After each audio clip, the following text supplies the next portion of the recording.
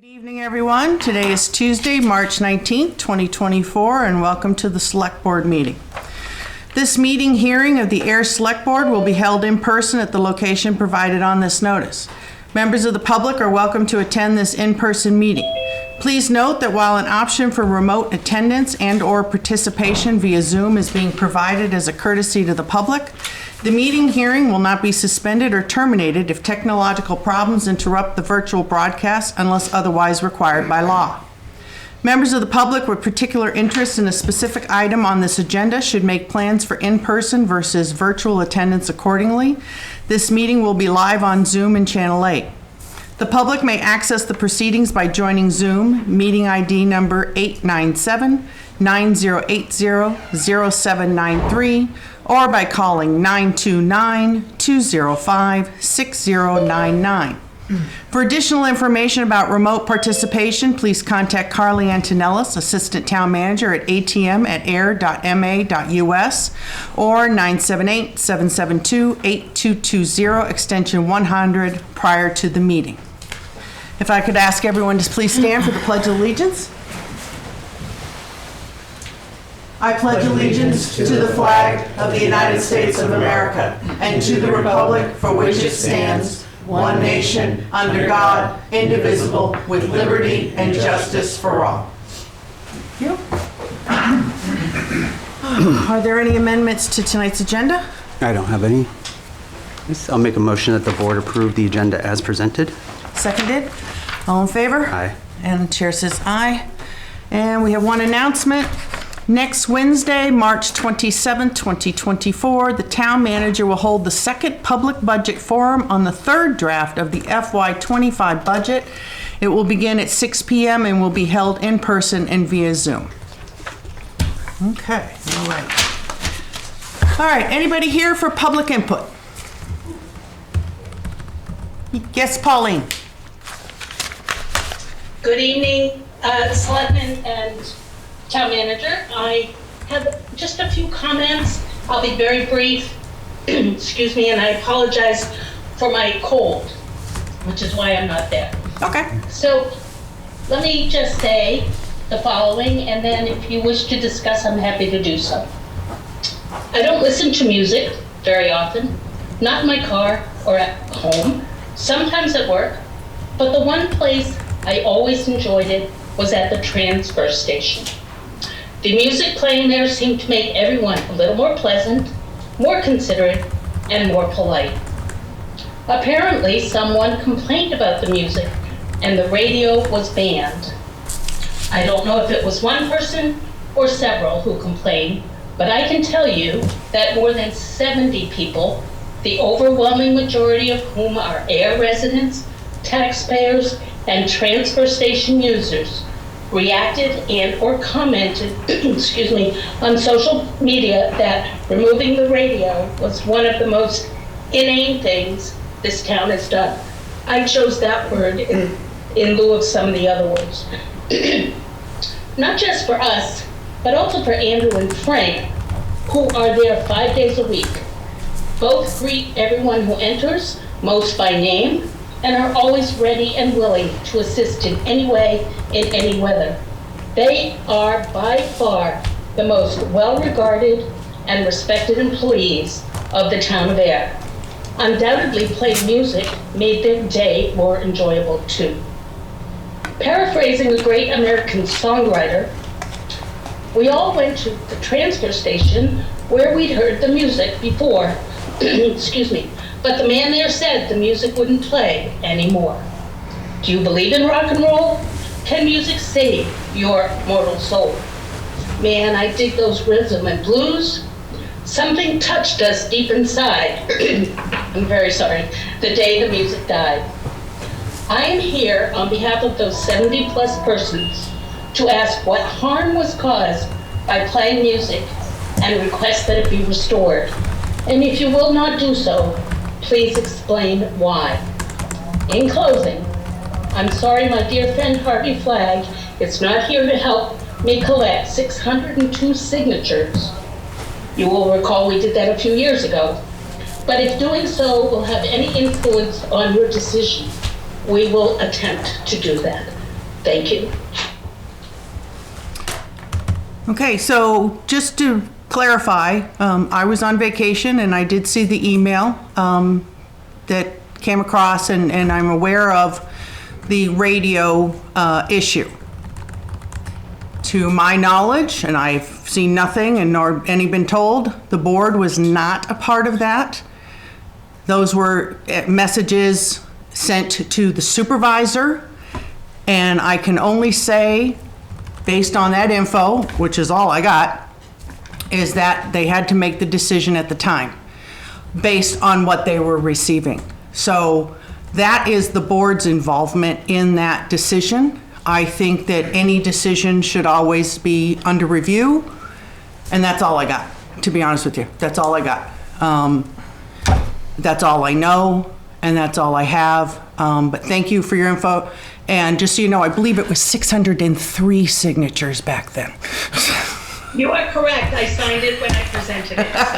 He collected 602. He didn't collect mine. Yeah, so that's where it lays right at this moment, as far as the select board's involvement to it.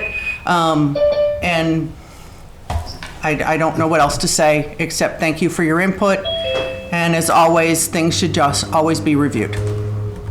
Oh, one last comment, Madam Chair, and thank Yes. you for your comments.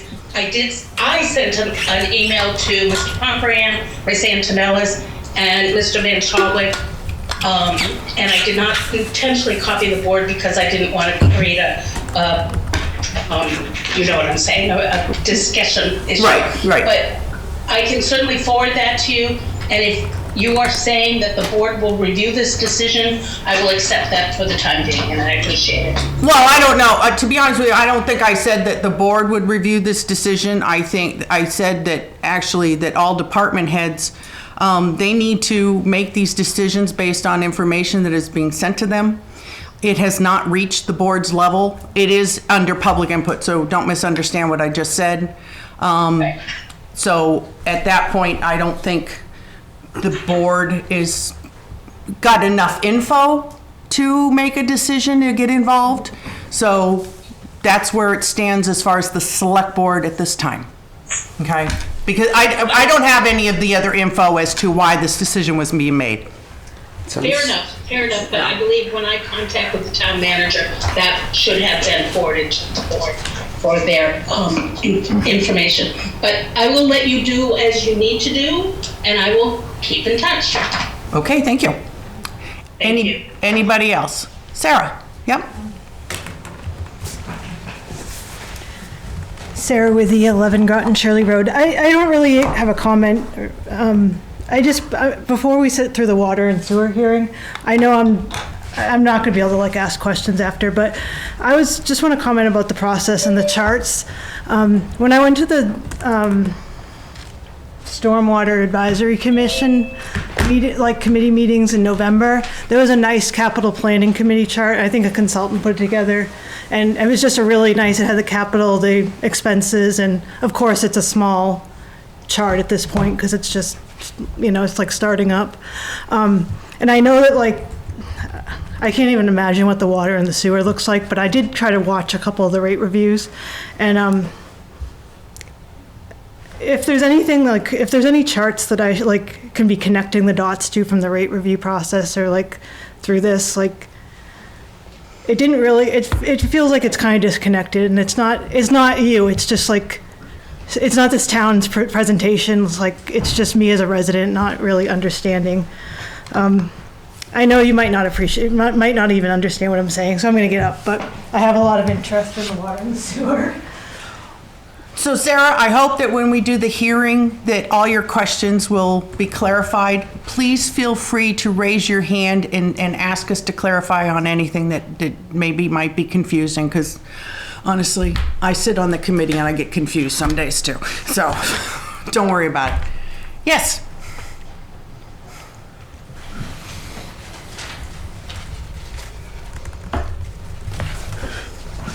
Good evening.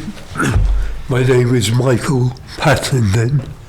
I live at 42 Westford Road, about 100 to 150 feet from the corner of the building. so I'm close. This may or may not be appropriate to this meeting. I'll try. From a practical point of view, 2.5 million gallons of oil against... Are you talking about for the public hearing for the gas, on the flammable and combustible liquids? I'm talking about the Catania public hearing meeting. Right, which we have not formally started yet. Oh, my apologies. So No, that's fine.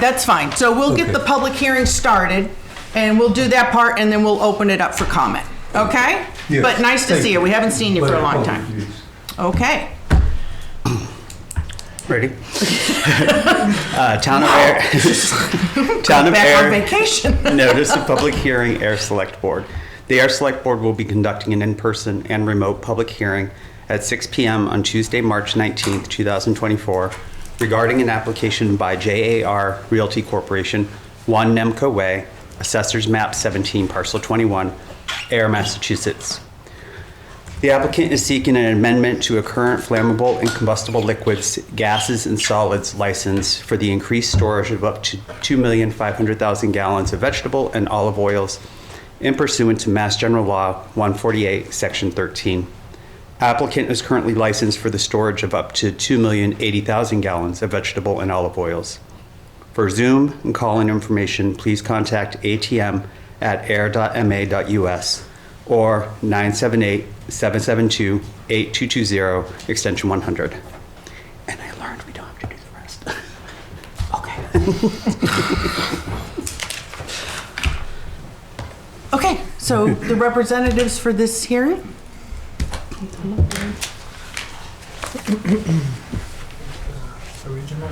Yes, thank you. I can give a little intro if you'd Yes. like.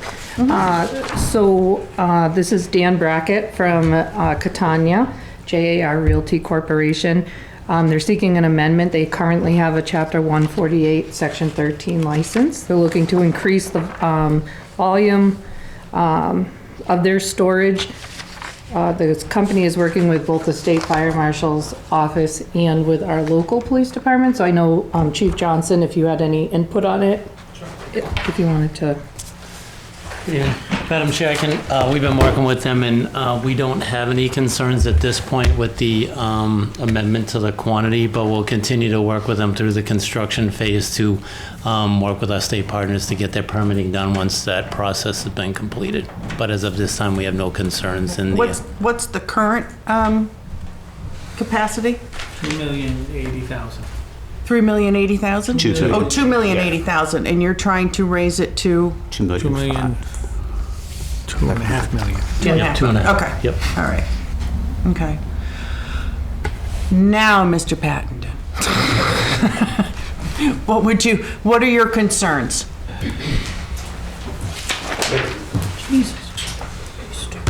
We had to open the hearing. Yes, I said my apologies. That's I okay. can understand some people, others I can't. Okay, so we've opened it. They want to raise it to 2.5 million gallons. Okay, this may or may not be appropriate. Stop me if it isn't. I'm probably the closest house to the building, 100 to 150 feet away. From a practical point of view, 2.5 million gallons against just over 200,000 doesn't matter. Okay, it's a lot of oil. My concern is that if anything was to happen and there was a fire, okay, it's going to be a big one. It's going to spread south, southeast, quite possibly across the road to me.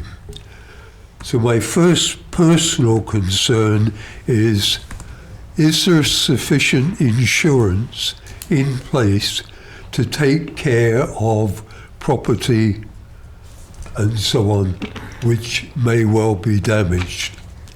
I have no connection with Nasoya at all, but because of its location, any oil which came loose and was on fire is going to run straight into the Nasoya property and that's almost certainly going to go as well. 15 million, I have no idea. Houses, there are several houses around, 2 or 3 million. So as I said, my concern is there adequate insurance in place to compensate for any damage which may be caused? May not be part of this meeting.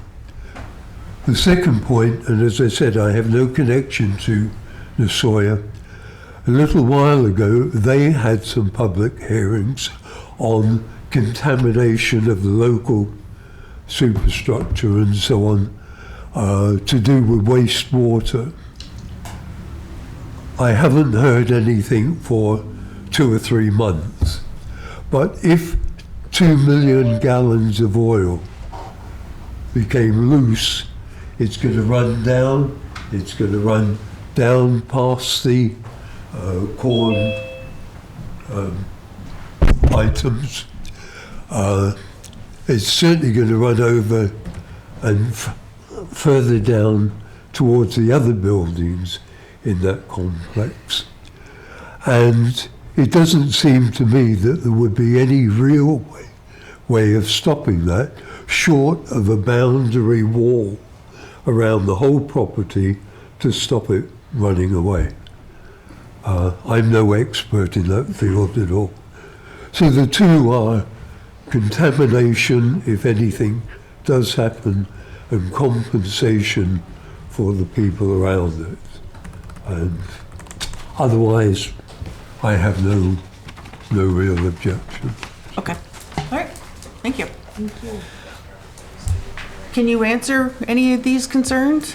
And Okay. so anything we do complies with law and all the laws in the building code and so forth. The concerns about leaks or spills, all of our buildings are constructed in such a way that all the oil is contained within the building. The current project or any of the tank farms that we've built, right, have to comply to a couple things. One is that if there's a spill, you have to be able to have containment of at least one of the largest containers. So the idea is that it's unlikely that multiple containers are going to fail. So this is in the code, and we have sufficient containment in all of our tank farms, including the one that we're building. In addition to that, you have to have enough area within that space. So when the gentleman talks about a wall, there's a wall around the tank farm, there's a wall around the building. It's maybe not readily apparent from the outside, but there is. And so the other thing that we have to contain is that, so in the event of a fire, right, a tank could fail, but also what happens when there's a fire is the sprinklers put water, right? So then they fill up that area with water. So we have to not only have enough space to contain one of the largest containers, which is 29,000 gallons, but we also have to have enough space to contain at least 20 minutes of the sprinklers running. And that's what the code is. And we always look to have more containment than that. So through our plan, a P is reviewing it, it's being constructed under those principles, and therefore, if there is anything spills, we've followed all regulations to keep it contained. Concerning compensation for any event of an emergency or fire, we don't have insurance policies for neighboring anyone, for Nasoya, any of our neighbors. Just as I live in a house and I don't have insurance for my neighbors at home either. However, we are a good corporate citizen. We've been in Ayer for many years. Many of you guys know us and work with us. I'd be very surprised that if there was a catastrophic failure that we would just walk away.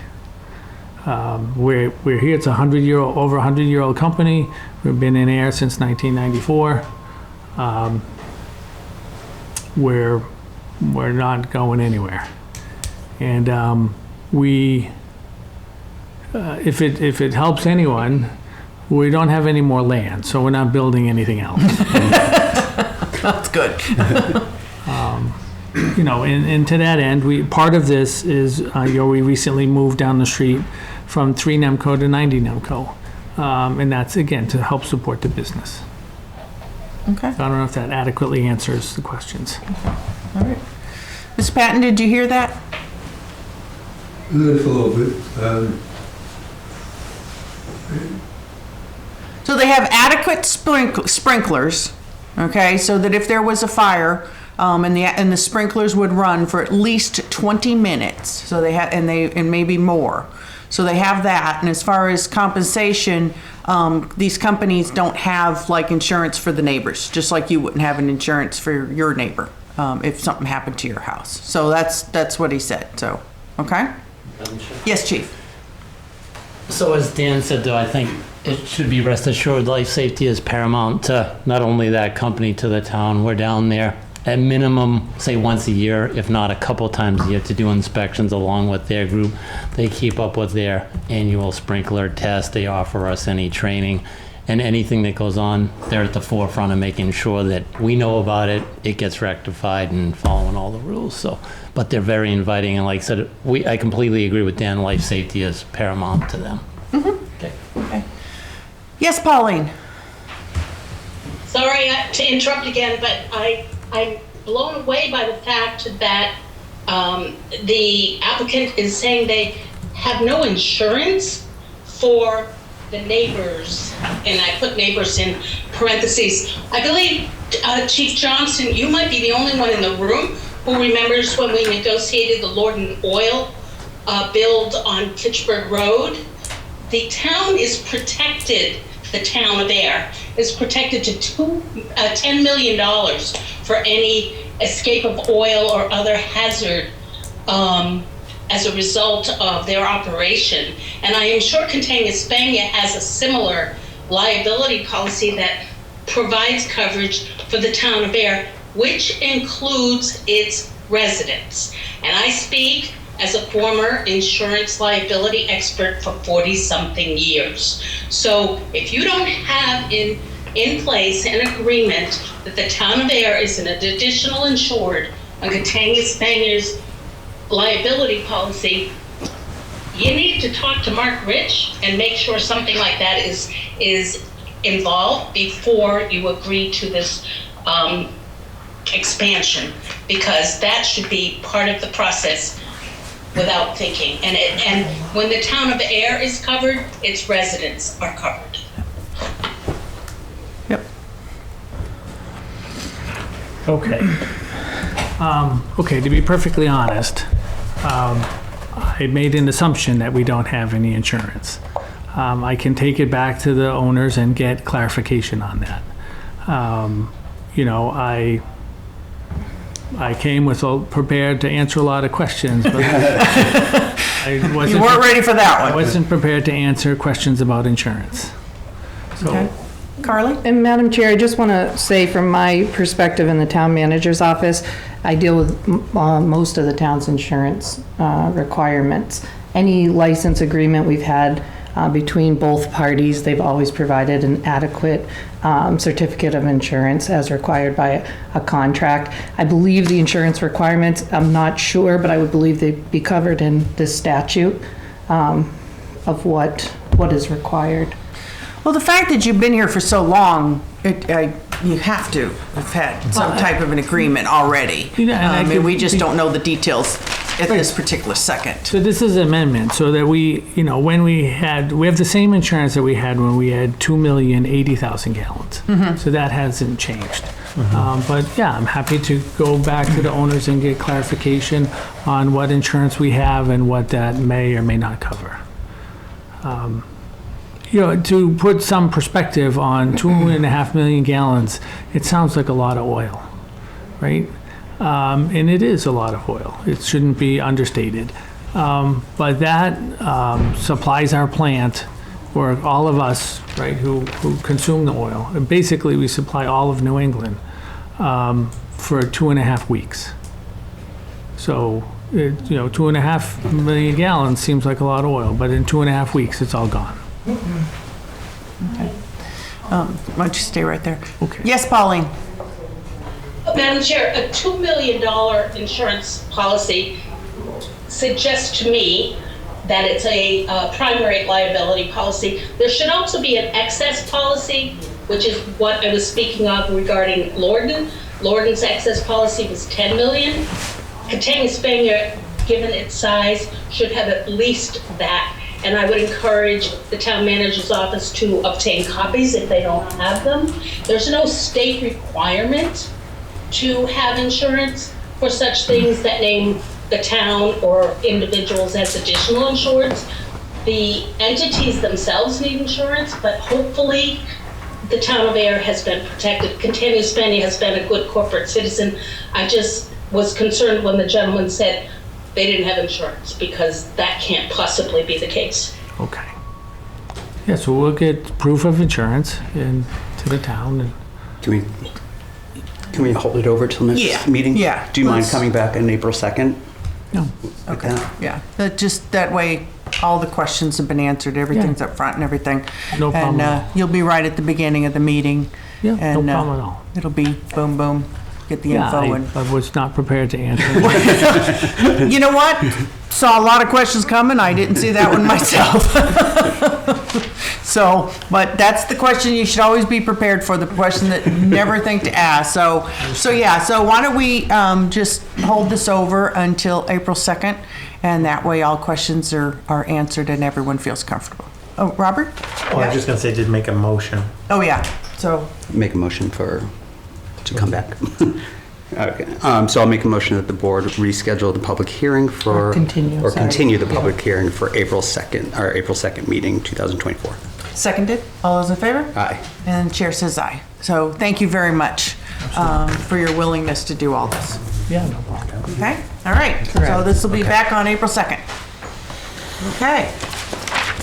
Whew. For the next one? Yeah, hang on a second. Let me get to that page. Wait a minute.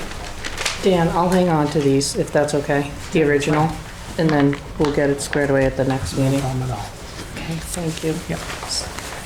Are you ready? Yep. Okay. Town of Ayer notice of public hearing, Ayer Select Board, fiscal year 2025 water and sewer rates. The Ayer Select Board will be conducting an in-person and remote public hearing on Tuesday, March 19th, 2024 at 6:05 p.m.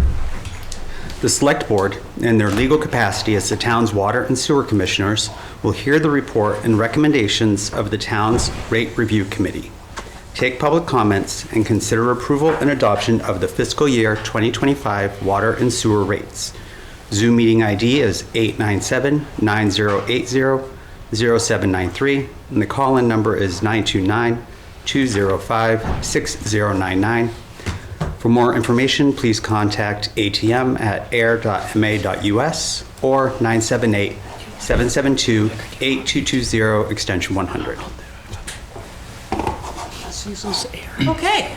So, here, welcome to the public hearing for the water and sewer rates. Dan, Kim. Hey. Hi. How are Good you? evening, Madam Chair. Take it away. All right. Yeah, so I'm here, Dan Van Scotwick, DPW Director, Kimberly Abraham, Water and Sewer Superintendent, and we're providing a presentation for the Rate Review Committee on the water and sewer rates. So we'll get into a little background. Here's the agenda. We'll get into the committee members and our rate review process, kind of an overview of the water and wastewater infrastructure, regulatory requirements that are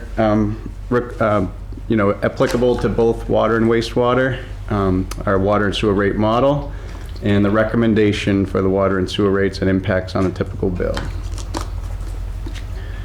So rate review committee members, select board member Janice Livingston, Mr. Andy Lovin, citizen rep, Mr. Bob France, finance committee. I know Kurt is in the crowd today for the finance committee. Myself, Kimberly, Barbara Tierney, also on Zoom, and Robert Pontbriand, town managers, the current members. So the goals of today's meeting are to set the water and the sewer rates for FY25, so it's starting July 1 of this year. Just a background, Ayer DPW water and wastewater.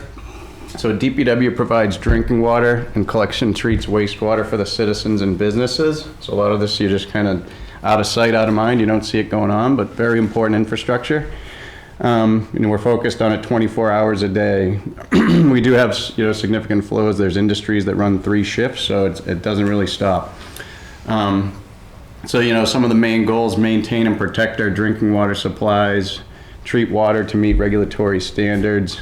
I don't want to go through the whole list, but in the interest of time, but there's a lot involved in maintaining these systems and meeting regulatory requirements.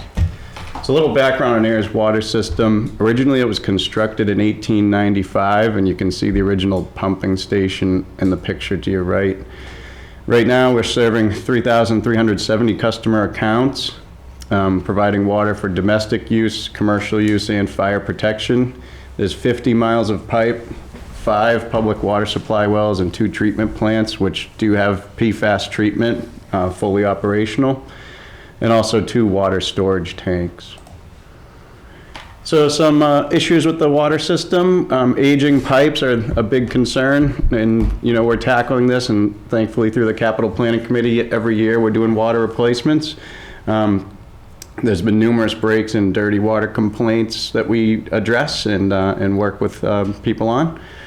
Numerous dead-end pipes, those cause water quality problems, so we have projects to limit those dead ends, especially newer projects that come in. We mentioned PFAS contamination in all of Ayer wells. Treatment construction has been completed for those, so the water's fully treated. And as we mentioned, drinking water is highly regulated, requires special licenses for the operators, testing and reporting. There's over 100 water quality parameters we test for. Ayer is one of the first in the nation with PFAS treatment.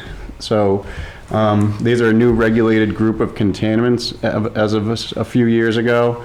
So far, the total cost is about $11.5 million for these treatment plants. Should note the Grove Pond plant was fully funded through the Army for construction.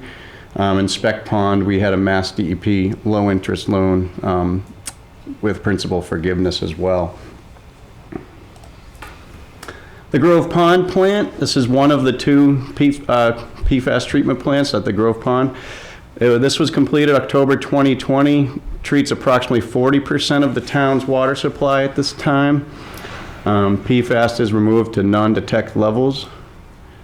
Similarly, Spec Pond treatment plant, the PFAS treatment completed in July of 2022.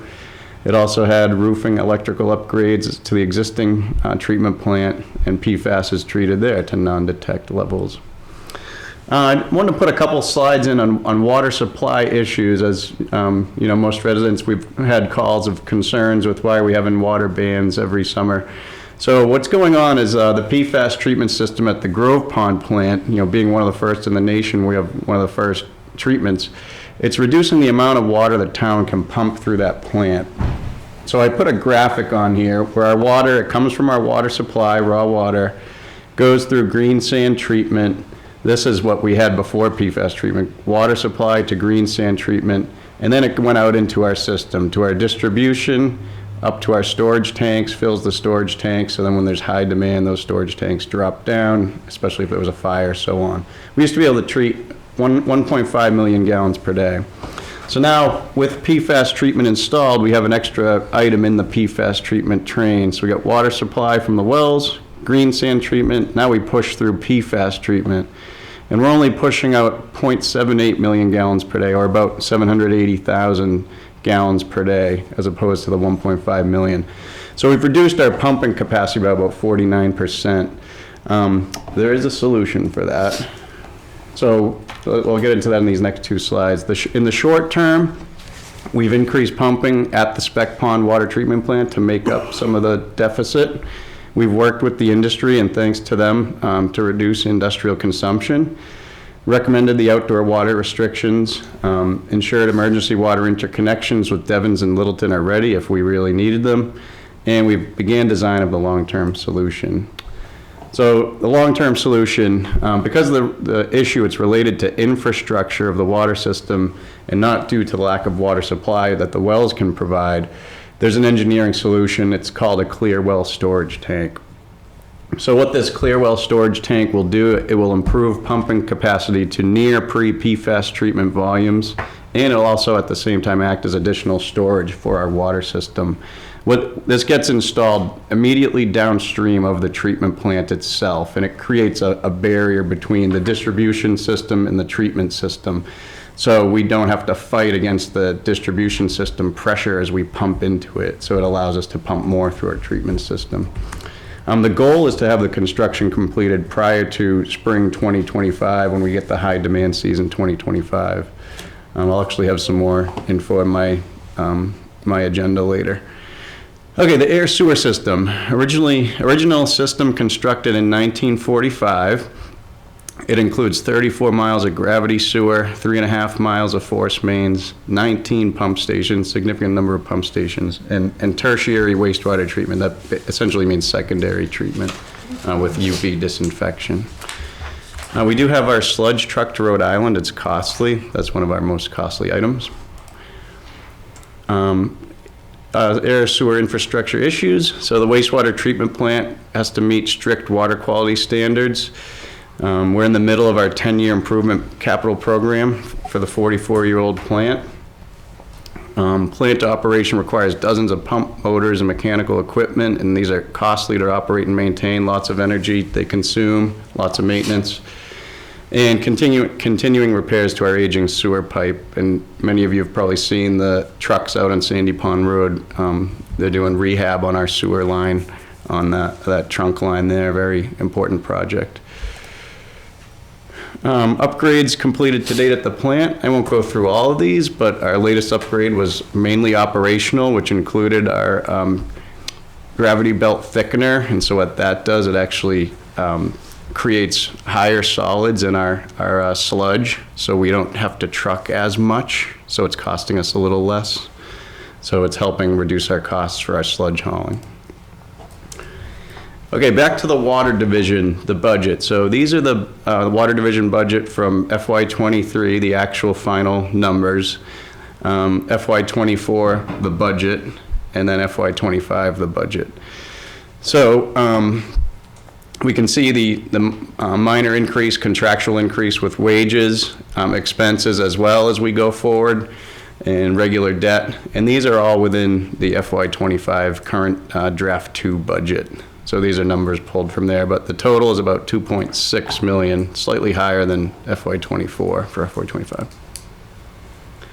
This is a pie graph breakdown of where the budget kind of lands. So regular debt is about 1/3 of the budget, wages about 20% almost, and expenses about 27%.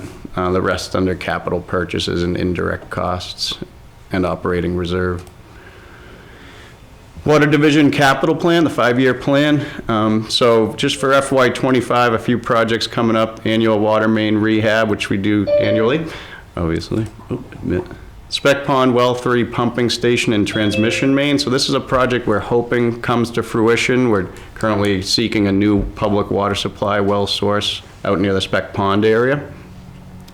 GAC media replacement, what that is, it's the granular activated carbon for Spec Pond PFAS treatment, and we're gonna have to start doing that as the PFAS gets exhausted, as well as some vehicles and some other items. But I won't get too into the future capital, but we do take into account the 5-year capital and the operating budgets into our water and sewer rates.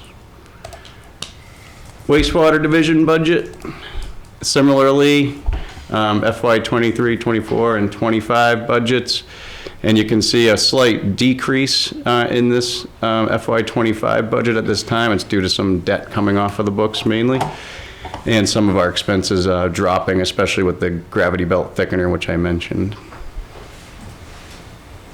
Similarly, the pie graph breakdown. I won't get into all the numbers, but debt is one of the higher numbers. And wastewater capital, similar to water, these are taken into account into our water and sewer rate development. And the wastewater treatment plant upgrades, which were mentioned before, are in here. Final 2 years of those, FY25, FY27, are shown in here, as well as what we call inflow infiltration repairs. That's the collection system rehab work like you're seeing out on Sandy Pond Road. Okay, into the rate model. So the town updated its water and sewer rate model for FY 2024 with Raftellus. So for this year in FY 2025, the town was trained on updating it. So Barbara, Kimberly, myself worked with them and got assistance where needed to update the model for the rate review committee. And a summary of the model is presented next.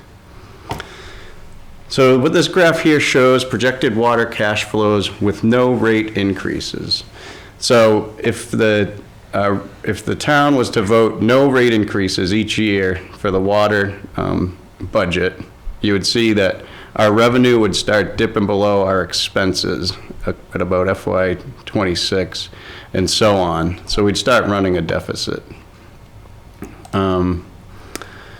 Which would just be in a year, a little over a year. Yeah. Because we're going into FY '25. Right. So when you start going down in FY '26, you're talking about a little over a year, we're starting to lose money.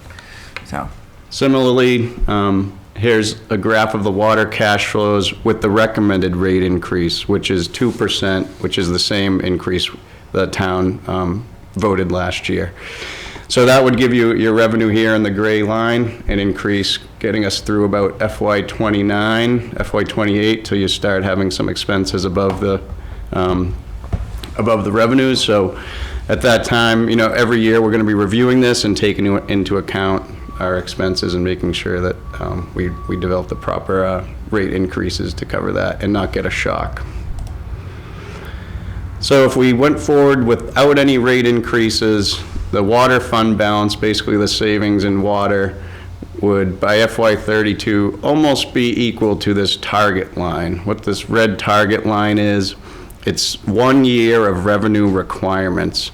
So you like to have some safety in your savings. One of the industry standards is to have 1 year of savings. Obviously, having more is advantageous. In the New England area, but the average or the median is about 464 days of retained earnings in water funds. So, there's some markers there that the committee takes into consideration. Similarly, water water fund balance with the recommended rate increase, and you can see the healthy balance is sort of staying level around the 5 million mark through FY '32. I should say it's kind of hard to have a crystal ball out 10 years to FY '32. We do look that far out, but really the first 5 years we have a better handle on based out because we know which capital we're pretty much looking at, and operating budgets wouldn't significantly change, we would hope, with factors of increase. Sewer-wise, so cash flow with sewer, if there were no rate increases, we'd be looking at immediately our expenses are greater than our revenue, and we'd be starting to have quite a deficit as time moves on. So the recommended rate increase for sewer, which is 5%, shows our revenue line here, and that keeps us just above our expenses as we head off, and as you head toward years 7, 8, 9, 10, it gets a little, it's, harder to see that. I mentioned the crystal ball, but it gets a little, the expenses are higher than the revenues. So here's the sewer fund balance. So if we were to have no rate increases, we'd almost immediately have to use funds from our retained earnings to supplement that, and we'd lose them. And we'd actually end up in the negative after a handful of years. Now with the recommended rate increase, here's that target of 365 days of revenue. We're staying above that line, up around 3 million, 3.5 million. And then as we get toward later years, obviously the crystal ball, it's a little murkier. We get closer to the line. Following slides contain the FY '25 water and sewer rates as recommended by the Rate Review Committee. So quarterly minimum proposed rates, these are minimum charges. If no water flows through a meter in a quarter, there is a minimum charge, administrative charge. So these would increase 2%, so 1020 to 1040. Sewer the same, 1050 to 1103.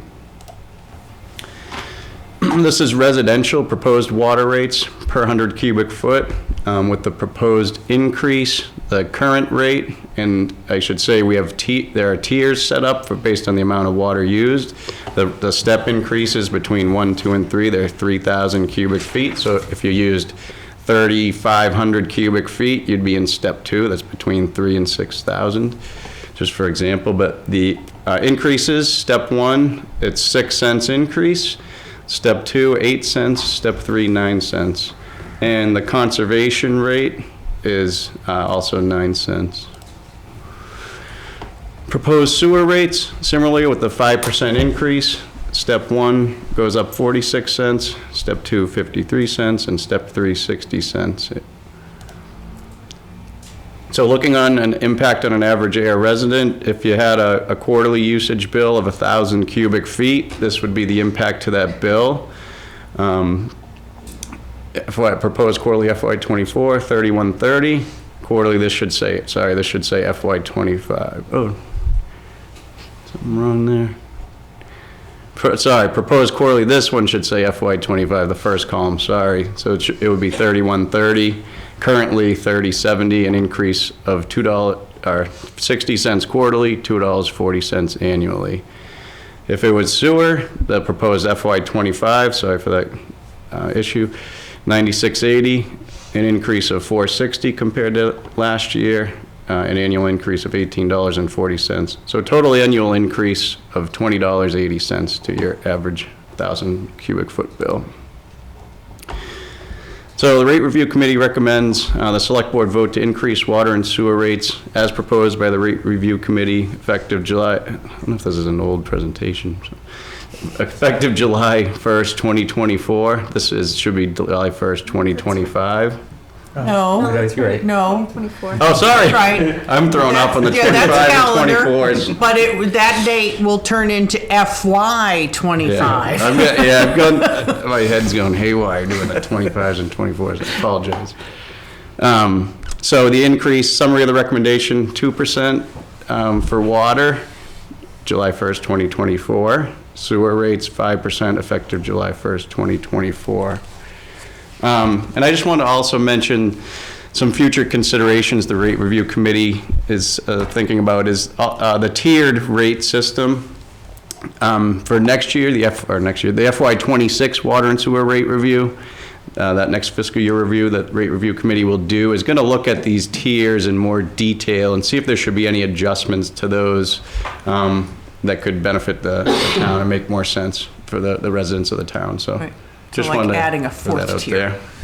Instead of having the 3 tiers, having like a 4th tier. Want to go yeah. back to the No, I thought you were going to go to 1 Oh, tier. there we go. Oh, got it. Let's just leave it on that one. Oh, That's the recommendation. So I don't know if anyone else from the committee wants to add anything, but that was the presentation, and I appreciate the time.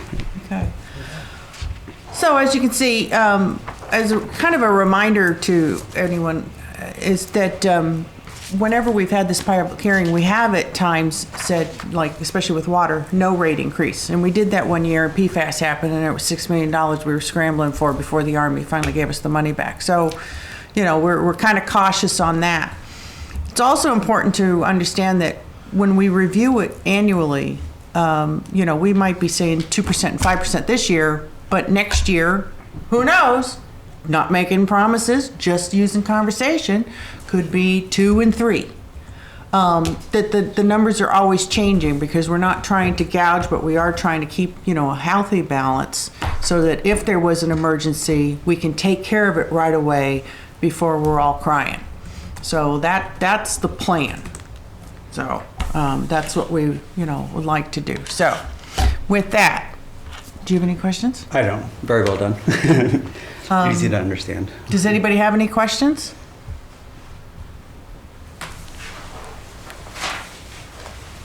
Actually, I do have a question. Okay. Ready to go on for- It'd be better. It'd be a little bit easier because then you're near the microphone and people can hear you. I'm gonna give the DPW superintendents their space. I just had, so when you're a rate review here, when you have a rate hearing, like water, sewer, other rates, you just file a decision, like we've talked, I think I've asked a question about this. And then at town meeting, like, what's the representation of like this hearing and like, is it the budget book? Go ahead. So, Madam Chair, so a couple things to Sarah's question. So the select board are the water and sewer commissioners, so they set the water rates. Oh, What you see in the town meeting warrant under the enterprise articles, you'll see the water enterprise and the sewer enterprise, which is the budgets for the upcoming FY25 cycle, which is subject to town meeting approval. But these rates are to generate that income, if you will, to fund it. Oh, and sorry, the way it works though, like, so town meeting can't like overrule this board, but we can approve the rest. Right, town meeting is required to approve the budget for the water enterprise and the sewer enterprise, just as town meeting must approve the whole budget. Oh, okay. But the setting of the rates is legally, is the purview of the select board. So I'm jumping in now very deep. The other question That's I had to okay. ask was the DLTA grant process. Is that represented? There's no cost in that, so that's not represented in the water budget, right? The DLTA, That's a technical assistance? Yeah. For which project? Usually those are project specific. I think I'm not really sure. I think I'm just gonna back up here, so thank you. okay, and anytime. Anybody else? Okay. Well, I'm on the committee, so I obviously feel okay with it. I'm good with it. So I will make a motion that the select board vote to increase water and sewer rates as proposed by the rate committee effective July 1st, 2024. Seconded. All those in favor? Aye. Chair says aye, and that's been approved, and I will make a motion that the board adjourn from the public hearing for the fiscal year 25 water and sewer rates. Close it. close it. Close it. Yeah, don't adjourn. Close the public hearing. Sorry. Seconded. All those. All those in favor? Aye. Chair says aye. Public hearing is now closed. Okay. Oh my God. Tricia still doesn't know what he's doing. You're doing. All right. So Dan, you're up again. Okay, I'll try to be brief in the interest of time. Carly, this is the first item. Okay, so DPW agenda.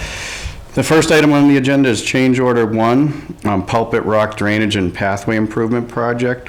So this was designed in-house. It's located at the intersection of 3rd Street and Marshall Street, and the area is known as Pulpit Rock. It's basically a connection point to the community garden from the 3rd Street neighborhood area. And what it is, it's a stormwater rain garden, or bioretention cell in technical terms. And so there's a change order here for the project to replace some failed railings on the footbridge crossing Grove Pond in that area, and also to raise the height of a hydrant in the work area. It's a great project designed in-house. It's almost finished. It's been hydroseeded. If you get a chance, go check it out. It looks really good. So thank you to Matt, the town engineer. So I'd recommend approval for change order 1 here for the Pulpit Rock Drainage and Pathway Improvements for $15,255, including the time extension. It's for signature by the chair. Okay, I have no questions. I don't either. So I'll make a motion that the board approve change order number 1 for the Pulpit Rock Drainage and Pathway Improvements Project in the amount of $15,250 and including the time extension for signature by the chair. Seconded. All in favor? Aye. Chair says aye. Okay. Okay, the second item, so in my memo, you would have seen a memo from MRPC. So they are at the MPO, it's the Metropolitan Planning Organization, the town of Ayer is within, and it's the Main Street Reconstruction TIP project that this item is about. And so it's the time of year where the MPO is reviewing its programming of projects for the TIP. So East Main Street went through this process, got programmed, got constructed ultimately. So comment period is open now to submit comments in support of these projects. So I'm asking the board to write a letter to support the Main Street TIP project, a letter to the MPO. And just to kind of a brief overview, We've been working with Mass DOT, and we finally got approval last year for the design justification, some exemptions we had for the bike lanes. And now we're conducting what's called a road safety audit and intersection control evaluation for the components of the street, which is required by MassDOT as part of the design. So our current schedule, to be more brief, in late 2024, late this year, we'd expect 25% design submission. By mid-2025 would be what's called 25% design public hearing with public input. I'd say before that, we have a separate local public input hearing before the 25% design submission. That'll happen. And then 2026 would be ready to advertise. So right now the MPO is looking at programming 2028 and 2029 years. So we'd be looking at getting into one of those. If fortune has it, sometimes projects drop off. So like, for example, there's a project in next year's programming in our MPO that may not be able to be ready to go to bid.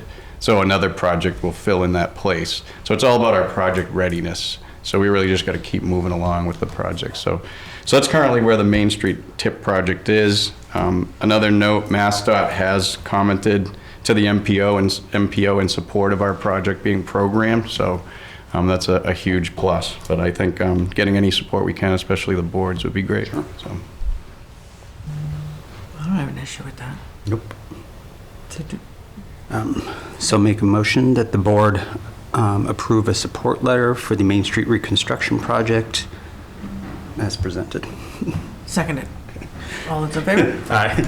Chair says aye. All right, great. Okay.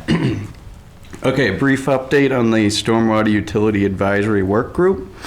So last month in late February, Stephanie Covino did provide a presentation on stormwater and climate resiliency, and that'll be up on APAC's website and also the Stormwater Utilities website soon once it's ready. She gave a great presentation. I'd say it's good for a layperson understanding. She started out with the basics of a watershed. What is a watershed? Stormwater, where does it go? Where does it ultimately go? What does it impact? And also the impacts of climate change we're facing. So it was a pretty good presentation. The work group members also, select few of them presented kind of an informational to several boards just as outreach to spread the word in town. Hey, the Stormwater Utility Work Group is doing this. Here's why. So there were 5 boards that they went to: Concom, FinCom, CPC, Board of Health, and Planning Board. So looking forward, there's going to be further discussion on the rate development regulations / a credit policy and further outreach. So that's the next meeting. It's actually tomorrow. It's up on the town calendar and a hybrid meeting as well if anyone wants to attend. And also there'll be some more coming out on social media, I would say, from the group. So that's the brief update of what the work group has been doing lately. So APAC has probably posted that video, so could you add the link to the stormwater? Actually, I checked. It's not ready yet. Really? I checked today. Yeah. Wow. I don't know if Barry's Barry, listening, but get on that. That's out of my purview. When it is, are you going to populate it to that page? Yeah, Great. Okay. definitely. All Yeah. right. Okay, well, thank you very much. Any questions? No. Okay. Be looking for that link. Okay. Water supply update. So it's kind of, the water supply has been very similar to our previous winter months where there's been, few breaks for the facilities, the Spec Pond treatment plant and the Grove Pond plant.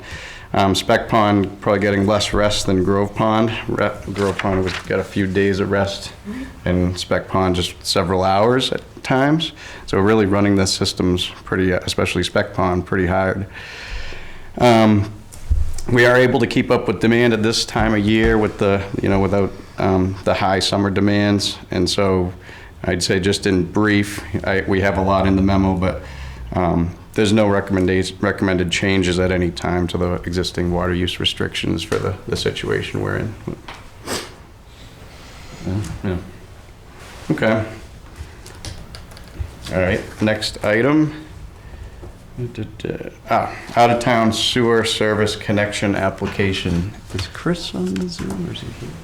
Oh, yeah. All right, great. You want to come up, Chris? Yeah. All right, so I'll give a brief overview, but joining me is Chris Taimula, is that how you say it? Yeah. And he's from GPI. He's from the proponents, he's the proponent's engineer. And so, where's my notes? Sorry. I have a lot tonight. There we go. So in October of 2023, the town, Robert and myself were approached by the owner of 186 to 192 Littleton Road requesting to connect to sewer. And Carly, I think it'll be helpful if you can get up is it possible to get my memo up? Yes. It's And not on ask. those, you don't have that on your, what you emailed me earlier? No. Okay, yeah. We could just put up the site plan, just to kind of show everyone where this is. Is it this one? Yeah, yep. Okay. I just opened that, so give me 1 second. Okay. An engineering plan, I'm used to looking at this, but a lot of people probably aren't. This is at the intersection of Willow Road and Ayer Road, just over the Ayer border in Littleton. That's where the gas station is located. And so what in short, they're looking to connect to sewer in Ayer. Where's the nearest sewer in Ayer? It's way down, well, not way down, but it's down Willow Road by Longview Circle, just past Bennett's Brook. It's not shown on this plan. The reason they are here is in October of 2023, the town was approached by 186 to 192 Littleton Road inquiring about connecting to sewer. And so those properties, you can actually see them on here. They're those lots across the street within the limits of Ayer. This? No. Do you want me to hold the Yeah, mouse? please. Yeah, and drive I it for a can't second. see that. Yeah, it's hard to see. So here's the town line, 186 and 192. He owns all of these properties here in their mobile homes. So he was looking to connect those to sewer, asked where the nearest sewer was. We reviewed with him. It's down the street near Longview Circle, as we mentioned. So he currently has a plan in place to connect to the town sewer there. He's going to be submitting to us for the sewer application for that. And as part of that project, he would bring a sewer probably across the front of his lots and bring it into Willow Road and then bring it down to the town's existing sewer at Longview Circle. That's advantageous for the town because now there will be a sewer line on Willow Road, that some of the properties here, existing residential, could connect to. This is all summarized in the memo, in my select board memo. So the reason we're here is because we received an out-of-town sewer application. And kind of stepping back, we started working with the gas station property in January of 2023, 2024 on their request to potentially tie in out-of-town sewer. So we started working with them. We received the out-of-town sewer application. It's been submitted. And as part of that application, it has to go through these, here's the application. The application has to get water and sewer availability approval, review by the town engineer, and also a public hearing schedule and select board approval. There's also some general information which requires that the application be submitted 90 days prior to town meeting, an application fee, submittal to town manager's office, etc. So you'll see in my memo that I recommend for this application, it's a gas station. It's pretty straightforward and simple. It doesn't require a 90-day review. And in fact, we've been working with the applicant outside the 90 days. So I would recommend to waive that 90-day requirement in this application. And based on the water and sewer availability, excuse me, not water and sewer, just sewer availability, they're only requesting to tie into sewer. I did provide some information in my memo that the town does have sewer to support this. It's been factored into our future capacities and our Devon's agreement with the excess we grabbed from Devon's as reserve. So in DPW's opinion, I'd recommend the board move this to town meeting. So the board would waive the 90-day application submission requirement, which was omitted as an oversight, on the town's part, on my part. And also allow this application to move forward to town meeting. And then the board at its purview, if they would like, they could have a public hearing as is noted in our application form. That could happen in April, or they could also waive that. But I think that's a good summary. Anything else, Robert? Or No, I don't know if you want to add anything, Chris? Actually, good evening, Madam Chair, members of the board. For the record, Chris Tamula. I'm a professional engineer with Greenman Peterson. Yeah, I mean, Dan did a great job kind of explaining everything. Just for the board's knowledge, obviously, we've permitted the entire site through the town of Littleton. The truck parking area, which is actually across the street, where Dan was saying, we actually came before the Ayer Planning Board just to kind of give a heads up of, hey, you know, a portion of the property is being redeveloped in the town of Ayer. We've got all our permits, all approvals through the town of Littleton, and we're still working with DOT on the driveway access permits. I think we're about 90% there at this point. Like Dan said, you know, back in late December, we kind of found out, hey, there's a potential to tie in to sewer. Obviously, tying into the sewer line is a lot better than having an on-site septic system, which we were going through those approval processes as well. This would just afford us the luxury of tying into the sewer. It's about 1,220 gallons per day. It's all pretty much gravity, all the way out to across the street, small little pump station. It'll tie into the other plans that are being developed, you know, for the other properties. So it's pretty straightforward, I would say. Okay. So you said the benefit to the town is that would open up sewer for other residents in that area. Yeah, there's, I think, 5 or 6 residential properties in the area. My memo. Okay. Excuse So me. they're currently on septic. So Right. this would enable them to tie in if they so chose. Yes, and I know of actually one of them that did have a bad percolation test recently and was asking about tying into sewer. So it is net needed in that area as well. So it'd be So in a advantageous for the sense, town. we would maybe be doing it anyways, for a resident anyways. Yeah. it's Okay, potential. all right, okay. Also, just so along those lines, in your memo, when it says the new sewer main would be installed by at the owner's expense, does that include all the way down? To Yeah. Okay, so that whole thing. That would all be on. It's all Covered by them. Onus is on the owner. Okay. Yeah. I guess my other question is like project completion. Like I think personally I'm in favor of waiving the 90 days and the public hearing because it has to go to town meeting. So if you were to have to come back in April though, that would put you at the October warrant. Does that Yeah, from a delay you significantly? so I'm here. I'm obviously here for Energy North, the gas station component. I'm not sure the schedule of the other applicant for their sewer connection. With the roadway work that MassDOT is doing out there, what it would do is essentially MassDOT is probably going to put a moratorium on the road, so we wouldn't be able to do any work for, I believe, maybe 5 years. That's a typical moratorium timeline. My client is looking to get the project under construction a lot sooner than that. They were thinking about possibly fall construction.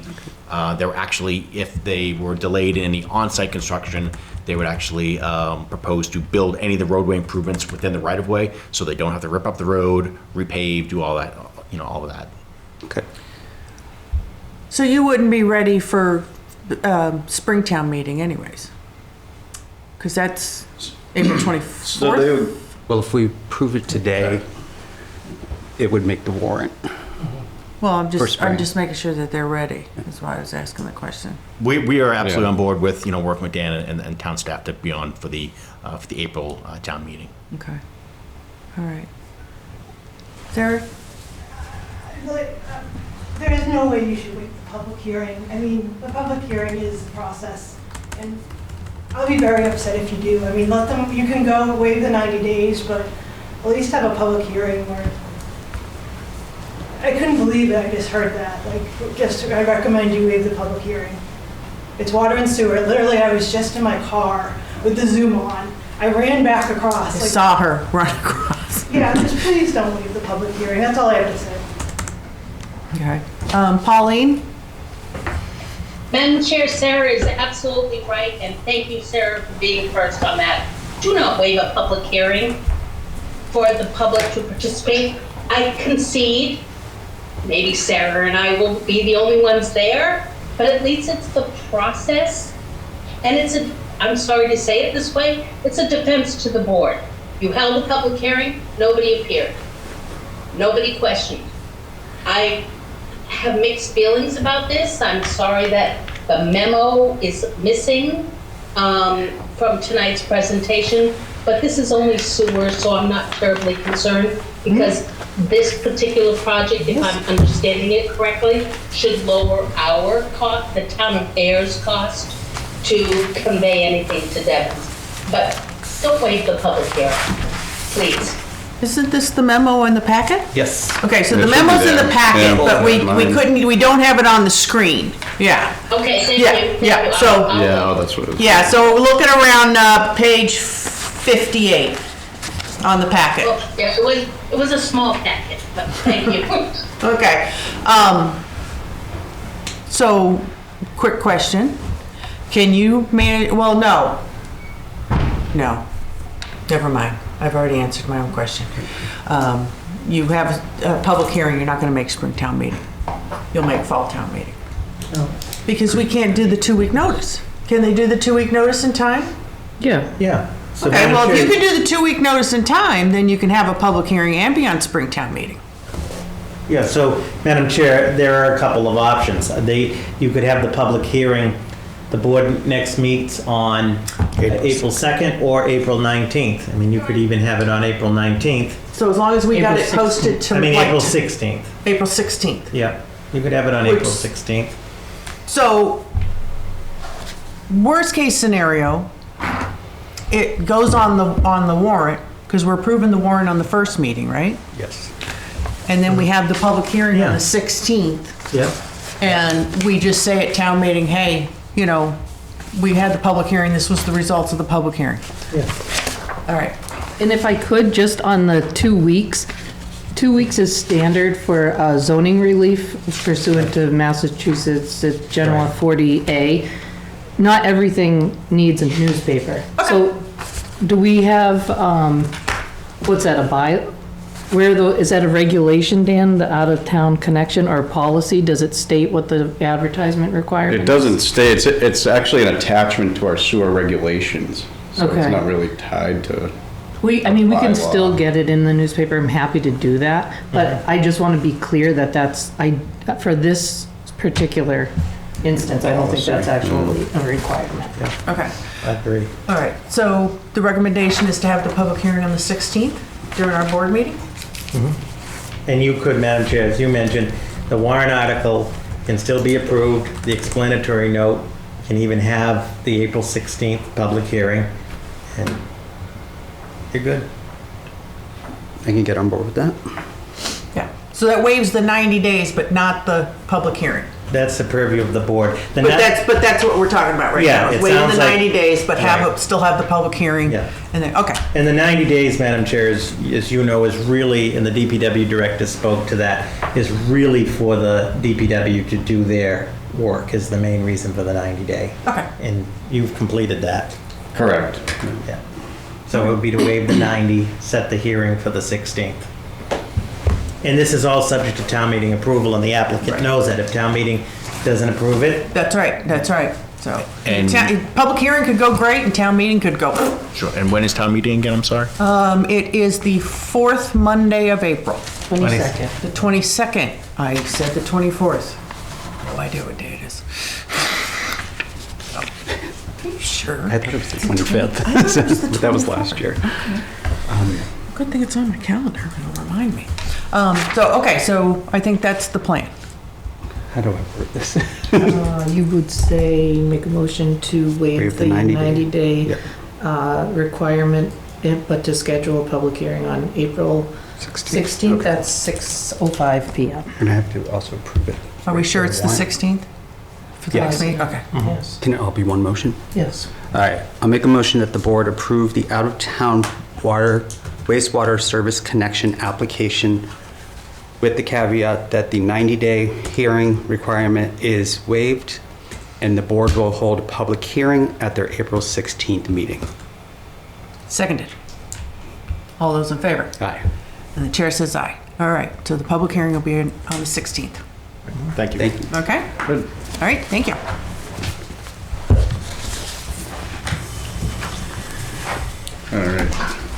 Well, thanks.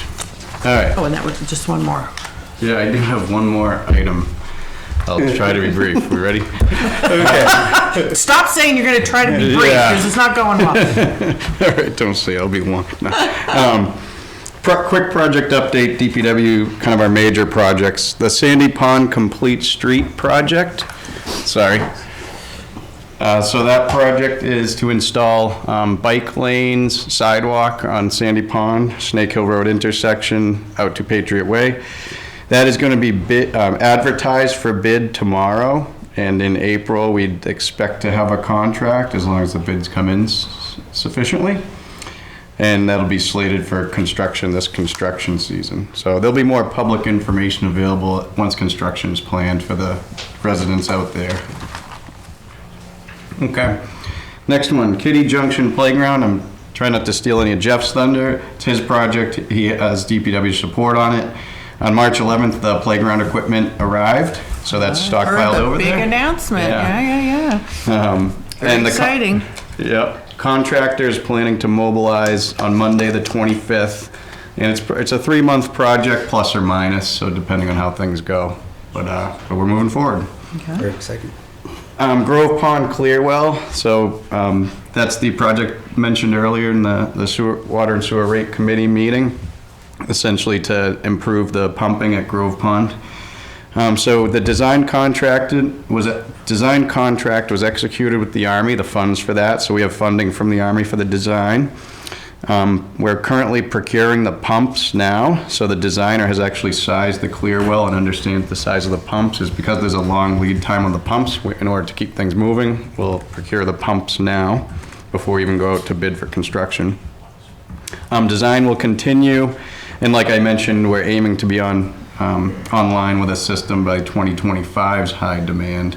So this year it won't be online, but unfortunately.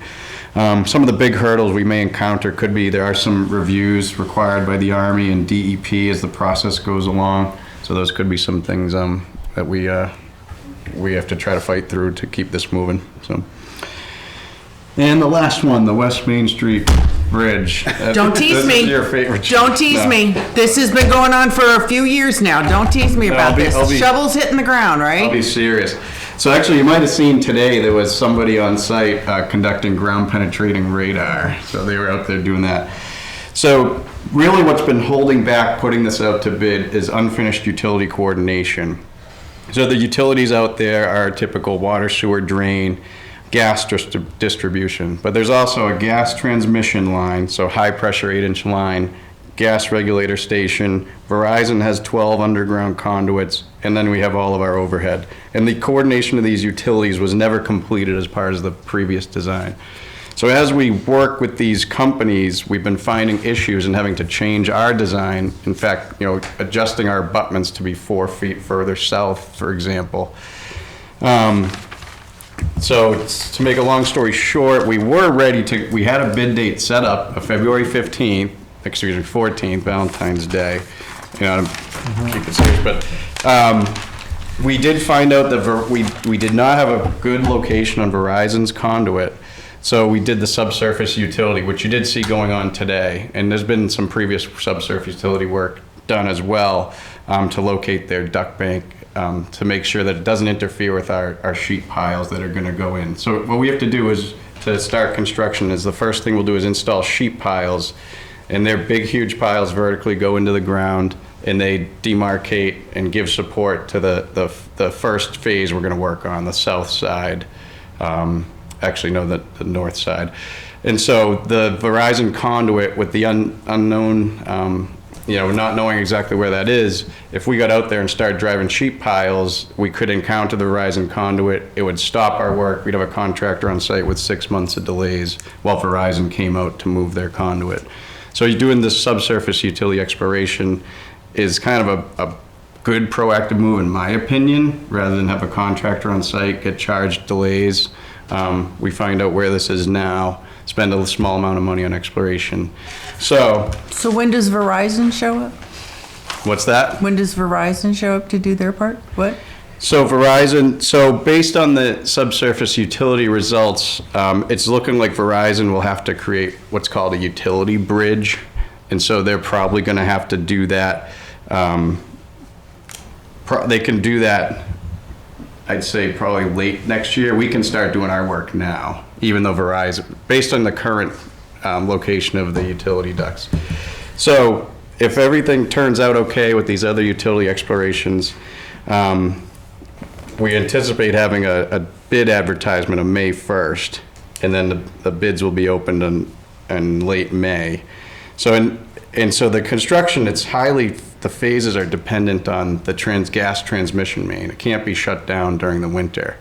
So what can happen though is our contractor can work in the winter, and National Grid Gas can work in the winter because they have to install a new permanent pipe along the side of our bridge. So they can install a dry pipe, and this can all happen during the winter of this coming year. So it really won't affect us in the long run, because initially we were going to just stop in the fall. Verizon, Grid would get in and do their work, and we'd kind of have a winter shutdown. But so in the long run, I don't think the February 14th versus bidding at the beginning of May is going to have a substantial impact, just because of that National Grid Gas main. So what they would do is they'd install their dry pipe first thing next spring. They would tie into that, do their shutdown after the winter heating months are over. So it's very complex utility. So we're not repairing the bridge this year? No, we are. It would still start, the work would start, we'd have a contractor on board late May, and then we would get going. Of 24? Yeah, of 24. There was some good, that was the bad news. This bridge has been, we've been talking about this bridge for like 5 years. Yeah, that was the bad news. Some also kind of just administrative news of it is there is an easement required where the bridge is going. The bridge was always on a little bit of private property, and with the gas main going along the edge of the bridge, we need to get an easement. So there'll be a town meeting warrant article for that, and we're working with the owners on that. And then the good news is Lori Trahan's office was successful in getting the town $700,000 for the project. That is a big deal. That is great. Yeah, so Washington actually pulled through. So we do have that, and we have $1 million worth of Mass DOT grants for the project too, on top of the 700. Good So job, Dan. that's the good news. Okay. I hate this bridge. End with the good news. Exactly. Okay. All right, sorry to take so much time, but that's what I have. Okay. Thanks, Dan. All right, thank you. All right, I hate to say this, but I need 2 minutes. Okay? Thank you, everyone. Hi, Chief. How are you? Good evening.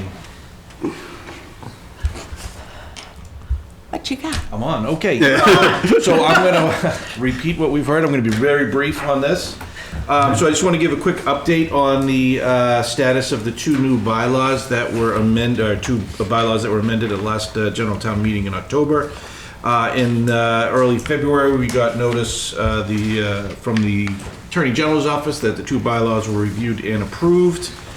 And we are currently working under the Article 3, which is the Chapter 130 dogs, which has been very successful. And within the first 2 months, we've achieved over 3/4 of the registrations that we had for the entire year for the 2023. So there was a lot of outreach done by the town clerk's office that really, pushed that forward. So we're very happy about that. So that's a very successful article going forward. What I really wanted to talk about tonight was Article 4, which is the transient merchants bylaw. That was approved. Yeah, it was approved. It amended. Oh, yeah. Oh, gloating a little bit. Yeah. So it was approved, but one of the things that we have to do, the board has to do, is set the fees for that. So as we move forward, we start to put these things into play, we just got to get the fees put in play. So when I first brought this up to the select board, we had these fees talked about then. Those fees haven't changed. So what I'm recommending is an application and investigation fee for a transient merchant to be $25. That's over and above any fingerprinting fees that the state charges. And then the permit duration fee, which is, as you'll see, 1 day for $5, 1 week for $25, 1 month for $50, and 1 year for $100, which would be prorated if they don't get it in January. So what I'm looking for is the select board to review those recommendations and either approve or amend them. I have no questions. Me neither. I'll make a motion that the board approve the fees associated with the application and duration of transient merchant permits as presented. Seconded? All those in favor? Aye. Chair says aye. And just a quick update, we do have a, not on the website yet, but we've already designed when we start pushing this out, the way that the residents can sign up for the no solicitation list. So Okay. it's going to be a simple online form that's going to be street, number, street name, and then their name, just in case we need to follow up with anything in the future. So Okay. that's all I have on those two. Any questions by anybody? Nope. Good job. Thank you very much. Thank you.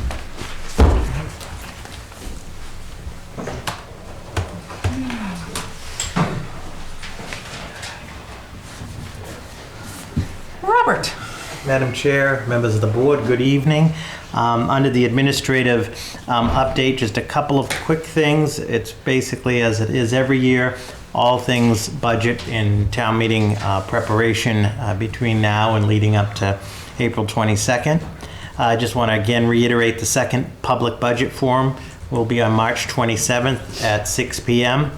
We will be sending draft 3 of the budget to the select board in the FinCom this Friday, March 22nd, and also post it to the budget webpage. And as the board is aware, draft 3 is what we'll be using for the forum, and draft 3 is generally pretty much the final version. And I'll talk about the town meeting warrant under one of my other items.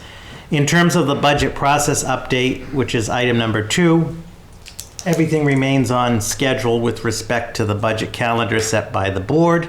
Again, budget forum, you'll have draft 3 this Friday, and I think we're in good shape as we move through the budget process.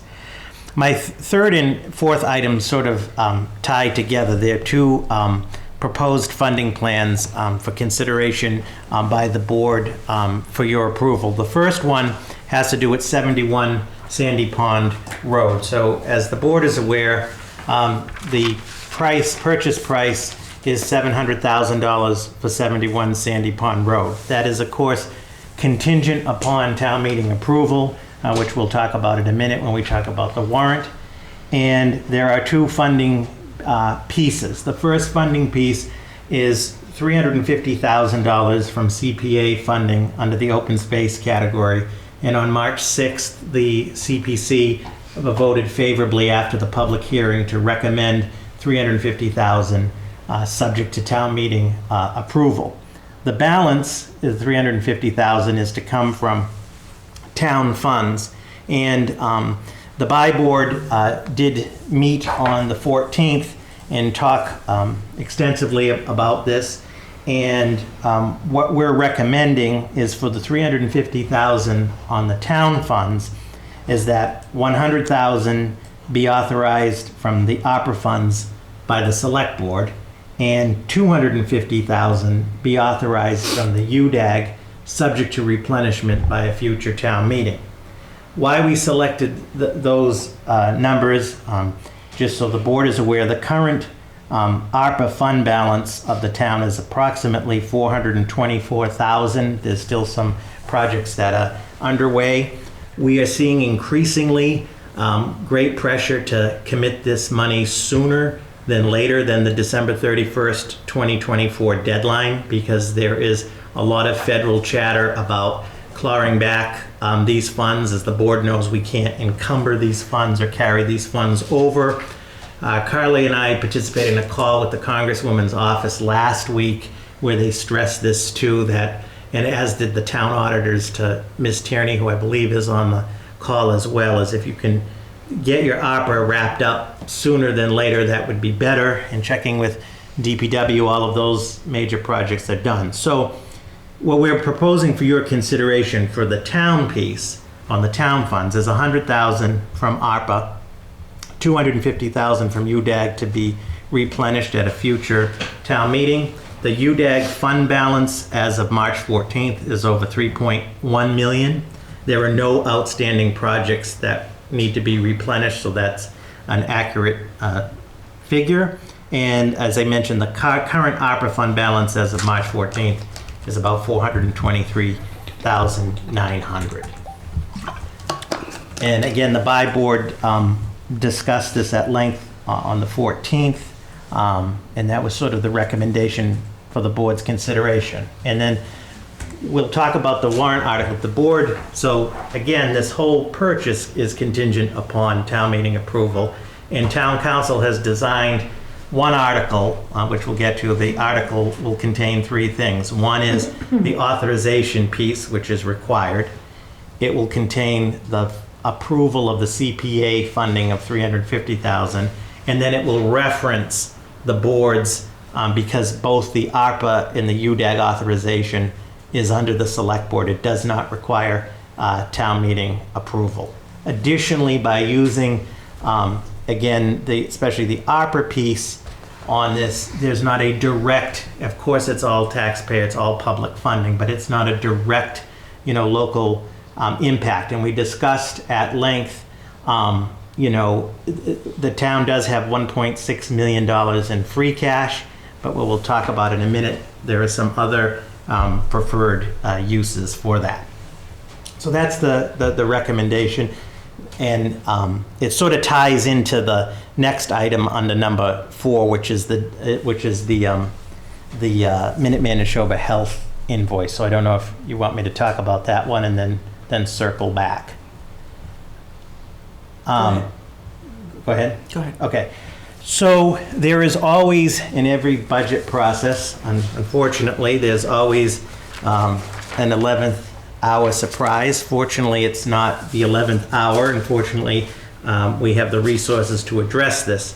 Why don't Carly, can you just pull up the ARPA fund presentation real quick?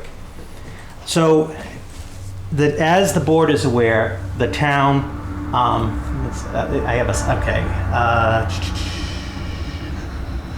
let's go to this right here. So as the board is aware, the town began the process of changing health insurance proactively back in August of 2023. The IAC convened. We began the process of potentially leaving. In October of 2023, on recommendation of the Insurance Advisory Committee, this board authorized the town's intent to leave the Minuteman Neshoba Health Group. In December of 2023, unbeknownst at the time, I think that Ayer's decision made others sort of follow suit. Other towns began to leave, and as we've discussed, the reason for leaving is the year after year significant increases and concerns of sustainability. The Minuteman Neshoba Health Group voted to dissolve by June 30th of 2024.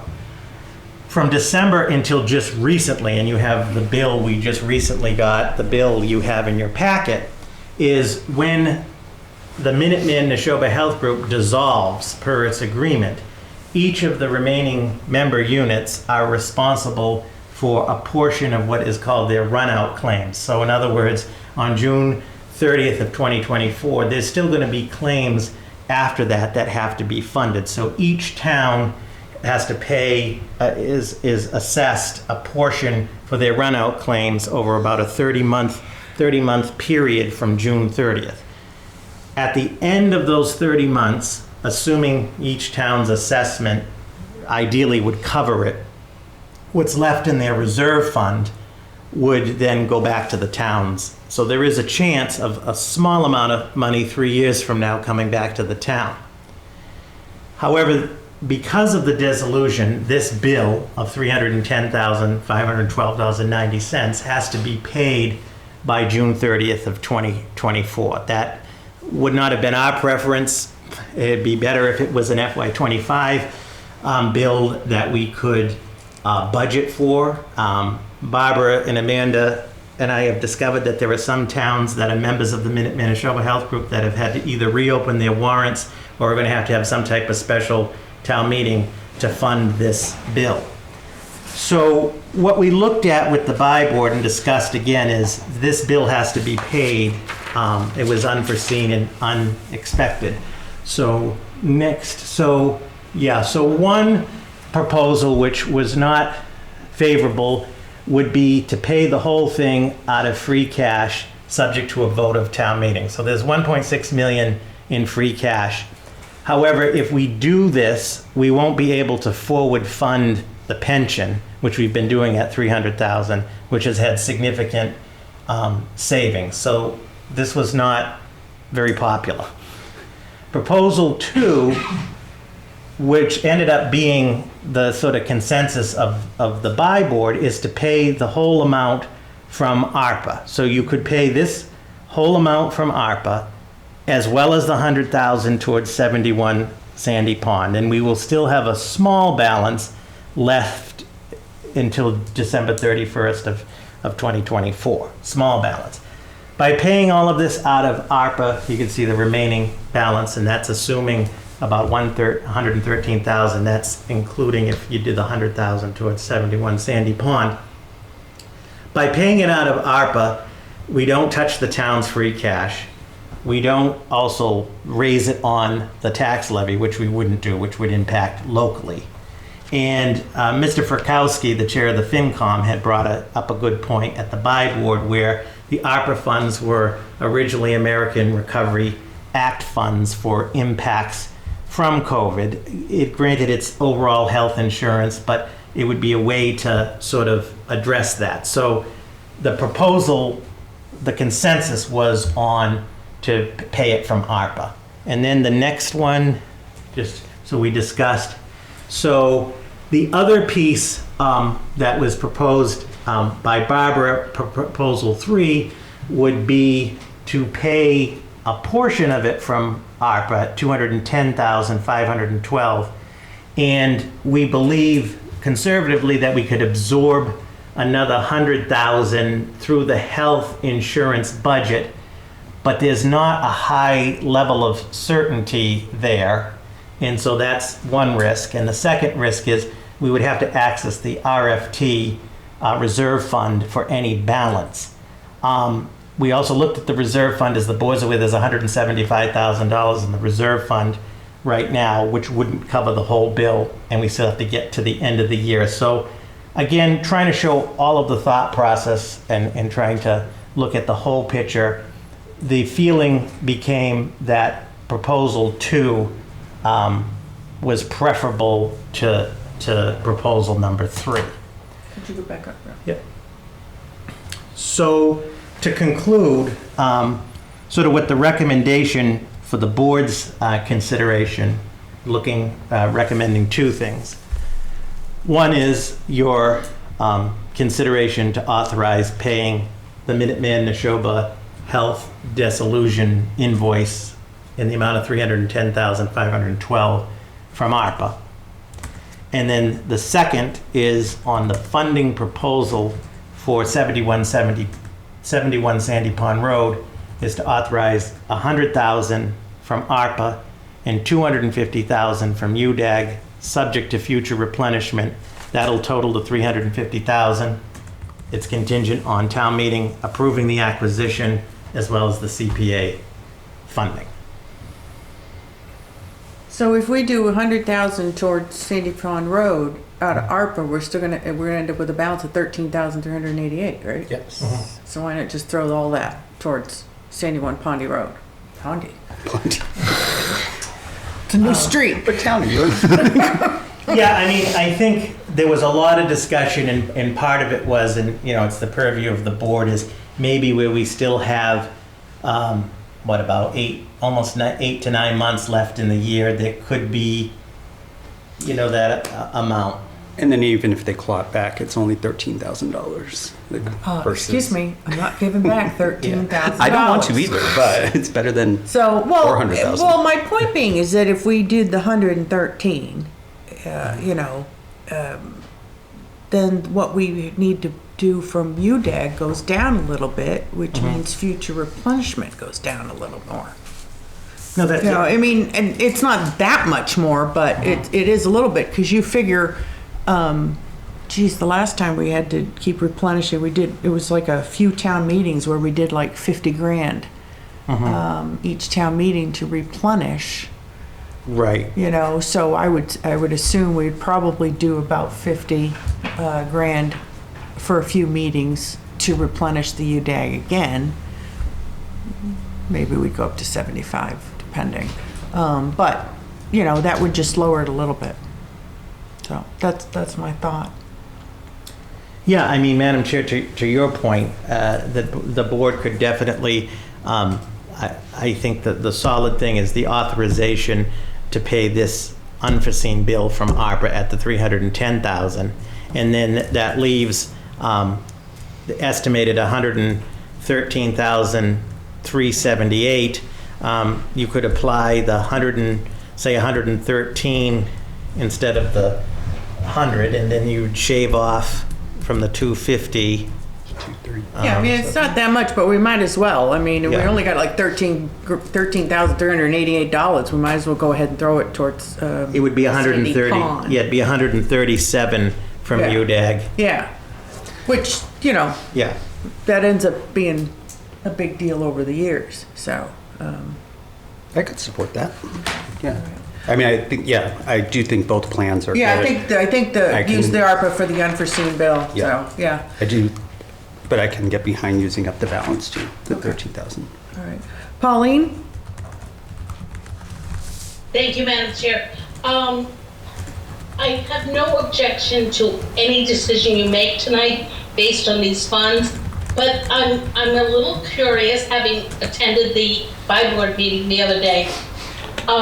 Robert, the proposal number 3 for Minuteman Neshoba,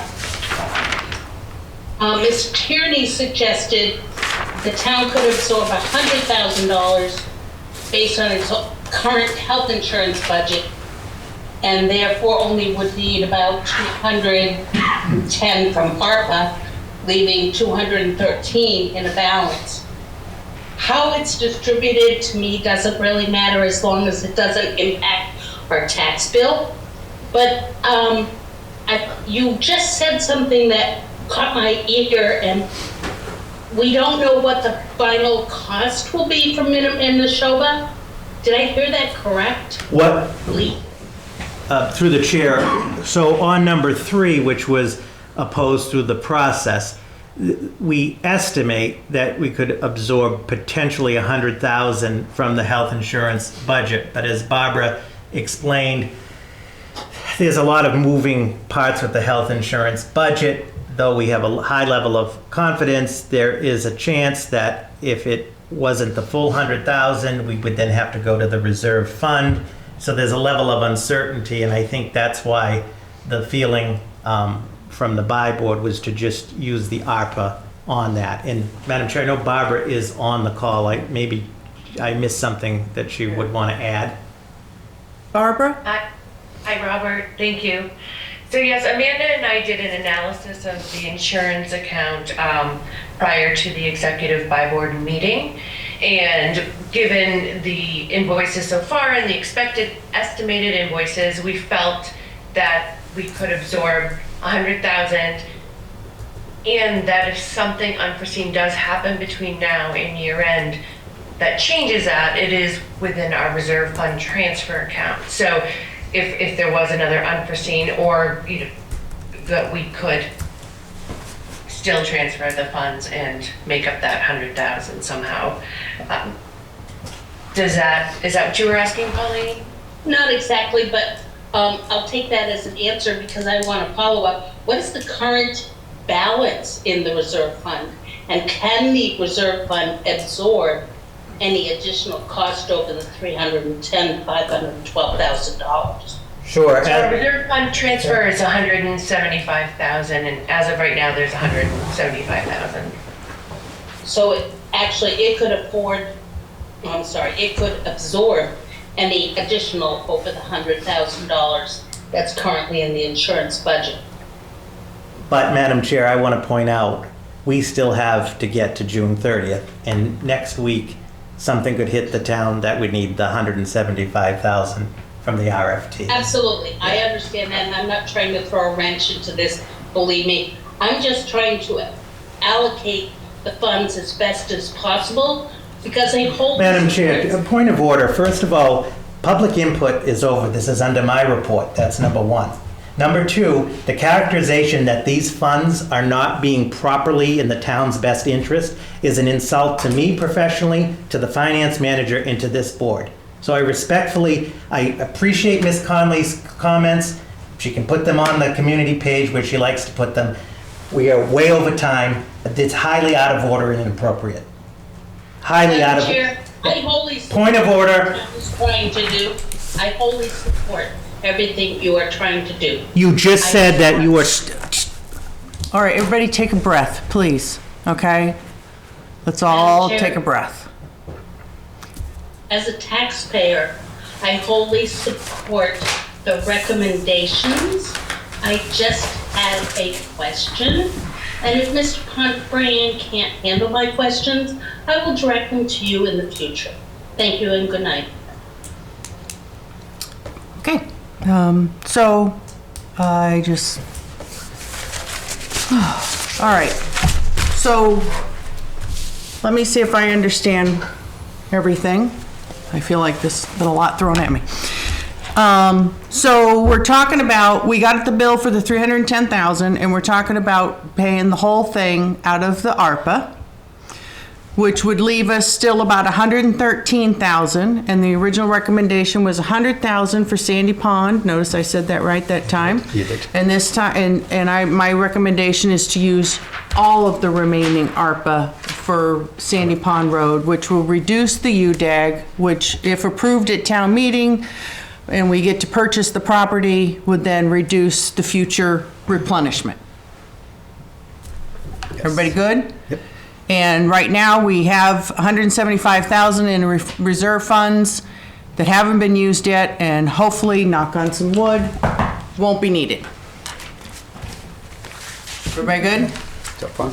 Okay. So what are we doing? Sean? I am in favor of your plan to increase it to 113,000 and then leave the funding and the dissolution the way it is. I don't think running the risk of having to use reserve funds is worth it.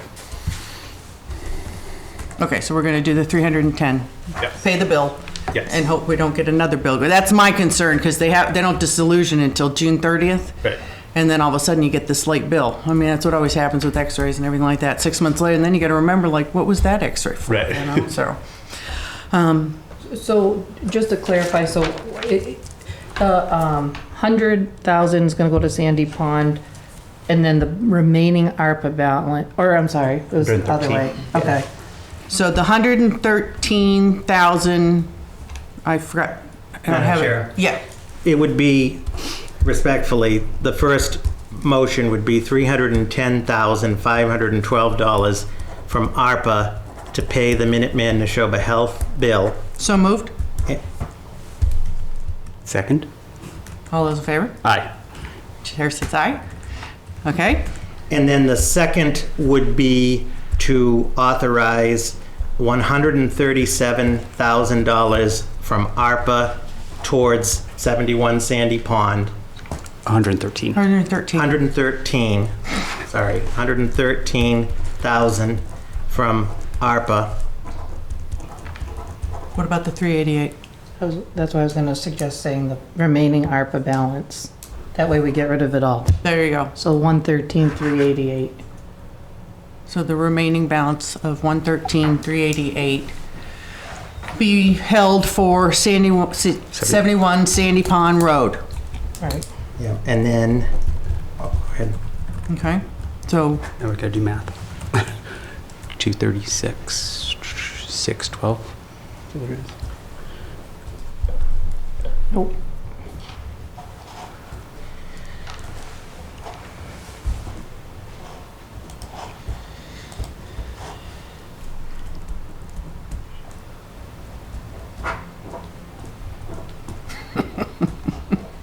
$13,388. So it'd be 113,388 is the ARPA portion. Okay. And 136,612 would be the UDAG portion, subject to future replenishment by town meeting.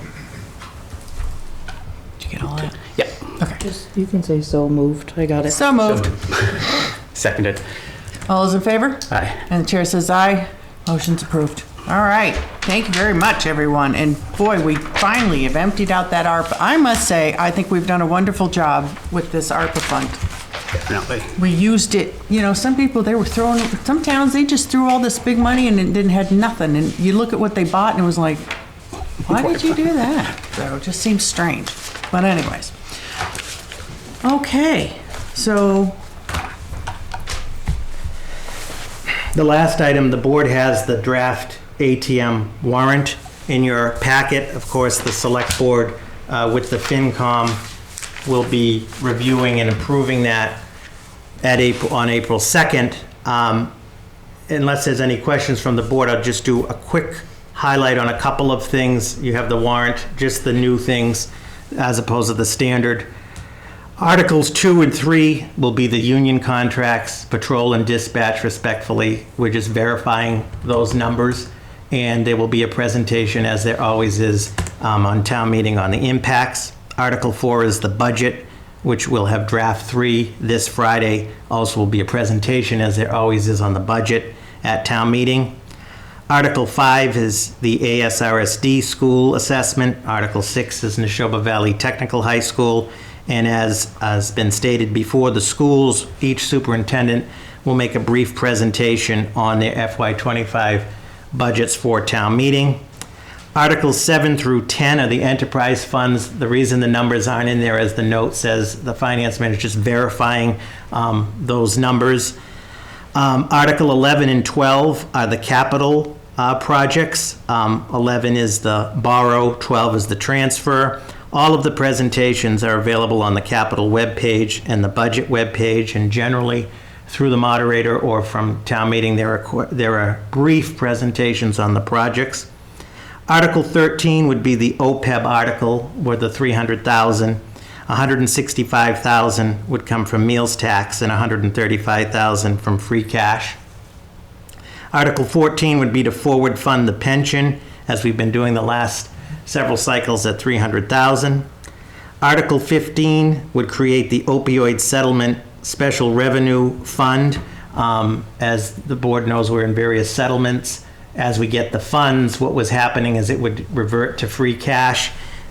That's what the $7,942. The article creates the special fund, which will allow the town to access these funds without going to town meeting, but you can only use the funds for very specific purposes, and that would be the balance there. Article 16, and there'll be a presentation and more information on that. Article 16 is the revolving funds article, as each year the amounts have to be set by town meeting. Article 17 is the first year borrowing, which Barbara's calculating. Article 18 is the aquatic weed control. They raised the price. It went down. It was normally $30,000. Oh. Yeah. For some reason, I was thinking 15. I don't know why. Article 19 is the firefighters matching grant. Article 20 is the CPA. Article 21 is the CPA. Article 20 is the community preservation general article each year. The CPA is, the CPC is approving these articles at a public hearing on March 25th. Article 21 seeks to transfer the funds from the old fire station project, which is not going to happen with these CPA funds, putting them back in their category. Article 22 is $150,000 from CPA for Habitat for Humanity to construct a habitat home behind Town Hall here on Newton Street. Article 23 was the one I mentioned. This is the acquisition of 71 Sandy Pond Road, as written by Town Council Attorney Mark Rich. The town meeting authority to purchase it, so town meeting has to approve that, which is a 2/3 vote. And then contained in that article is also the town meeting approval of the $350,000 in CPA funds. Then Article 24 through 27, there's 4 zoning bylaw amendments. The board has received a presentation previously from the town planner. The planning board held a public hearing on March 12th, voted favorably at town meeting. Planning board is required to report on them, and there'll be a presentation at town meeting. Article 28, as the DPW director mentioned this evening, is the West Main Street bridge easements. There are 2 abutments that are going to private property that we need easements for. You will see in the draft warrant article, when it was put together, there's a spot for a dollar amount. In talking with the DPW director, the project will be able to absorb those costs. That's a standard out, so we won't have to transfer or use, town funds on that. And there are 28 articles right now. There's one more that I'm aware of that has to do with the senior tax work-off program, which would increase the limits. We'll have that for you on the 2nd. It's relatively straightforward.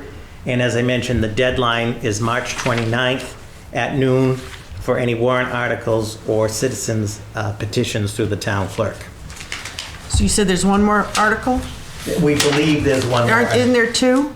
The one? Oh, yes, So thank so you. 2. There'll be 2 more, yes. For the sewer hookup. Yep, thank you. Yeah. Yep, yes. In light of tonight, there'll be so that will Okay. put us at 30 that we know. The sewer Okay. and the senior tax work-off, which it's a positive thing. It can increase the threshold that people can do. Unless there's any questions from the board, that concludes my report, Madam Chair. Okay. I have no questions. Have no warrant questions. Thank you, Robert. All right, so I saw nothing under new business or select board member questions. Nope. Did that change? Nope. Okay, good. Didn't change on me. The meeting minutes, I wasn't here. I didn't there notice was no anything spelled changes or wrong, edits. I don't have a problem. Okay, I'll make a motion that the board approve the meeting minutes from March 6, 2024 as presented. Seconded. All those in favor? Aye. And the chair says aye, so the meeting minutes are approved. Sorry, I just need to get to where I know, it's not written on this copy. Which one? Yeah. Why the three? We didn't get all. Oh, yeah, cut off. Yeah. no. Here, you want mine? Yes. So there's the first part and then just page over. All right, so I'll make a motion that the board move into executive session pursuant to Mass General Law, Chapter 30A, Section 21A, Exemption 2, Finance Manager Personal Service Contract, Exemption 2, DPW Director Personal Service Contract, Exemption 3, Police Chief Personal Service Contract, and Exemption 4, ratification of dispatch contract memo of understanding, and to adjourn from executive session. Seconded. All those in favor? John? Chair says aye. Thank you very much, everyone. Have a good evening. We are now in executive session.